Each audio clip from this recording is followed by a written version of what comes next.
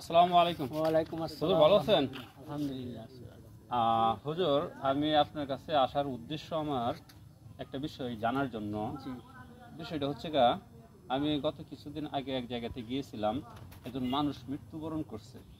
তো উনি আমার ঘনিষ্ঠ আত্মীয় হয়। তো জানাজাতে অংশগ্রহণ করার জন্য আমি গিয়েছিলাম। তখন নামাজের সময়, অর্থাৎ জানাজার নামাজের সময় নিকটবর্তী হয়ে আসছে, মানুষ দাঁড়ায় গেছে নামাজের জন্য। কিন্তু ওই মুহূর্তে আমার অজু নাই। আমি পানির সন্ধান করতেছিলাম, কোথাও পানি পাইতেছিলাম না আর কি। তো এই দিকটা জানাজার জামাতও হারাই গেছে। এই মুহূর্তে আমি ওই সময় এমন একটা সমস্যার মধ্যে পড়ে গেছি, আমি জানাজার নামাজটা পড়তে পারি নাই অজু ছাড়া।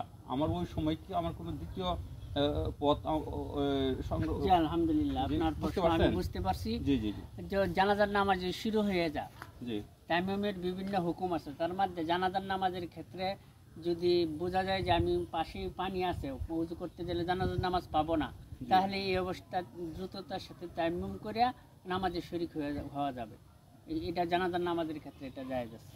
আচ্ছা হুজুর, আমি অন্য একজন হুজুরের মুখে শুনছিলাম যে 1 কিলোমিটারের ভিতরে নাকি পানি না পাওয়া গেলে ওই সময় তায়াম্মুম করতে হয়। তায়াম্মুমের বিভিন্ন হুকুম আছে। যদি শরীরে 1 মাইলের ভিতরে পানি না থাকে, অথবা কেউ অসুস্থ থাকে, এরপরে অথবা অসুস্থ বাইরে যাওয়ার সম্ভাবনা থাকে, আর জানাজার নামাজের হুকুমের ক্ষেত্রে যদি জানাজার নামাজ চলে যাওয়ার আশঙ্কা থাকে, তাহলে এই অবস্থায় কাছে পানি থাকলেও তায়াম্মুম করা যাবে।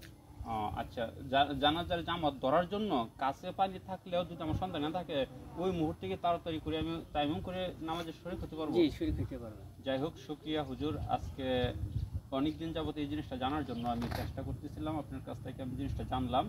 আসলে এই যে তায়াম্মুম যে কিভাবে করতে হয়, বা জানাজার ক্ষেত্রে যে জানাজার নামাজে জামাত ধরার জন্য যে তায়াম্মুম কিভাবে করতে হয়, এই জিনিসটা আমি আপনার কাছ থেকে বুঝতে পারলাম। ধন্যবাদ হুজুর, শুকরিয়া। কারণ মাসালার একটা অধ্যায় শিক্ষা করা 1000 রাকাত নফল নামাজ। সুবহানাল্লাহ, আমরা উভয়ে তার প্রাপ্তি হইলাম। সুবহানাল্লাহ, আলহামদুলিল্লাহ।